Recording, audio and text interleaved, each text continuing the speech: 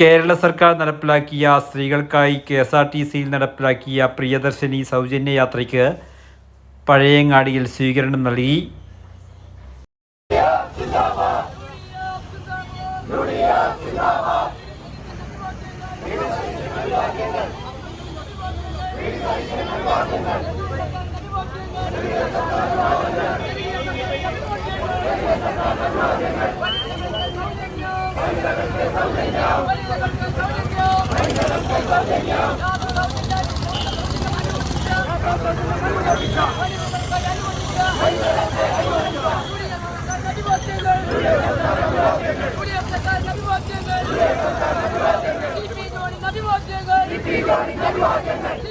UDF നേതാക്കളായ Sunil Prakash, SKP സെക്രട്ടറിയായ AP Badaruddin, Sudheesh Kadannappally, MK Raghunath, കക്കോപ്പർവൻ Mohanan, Umeshan, Sudheer Vengara, KV Ali തുടങ്ങിയവർ സംബന്ധിച്ചു. വർത്തമാന ന്യൂസ്, പഴയങ്ങാടി.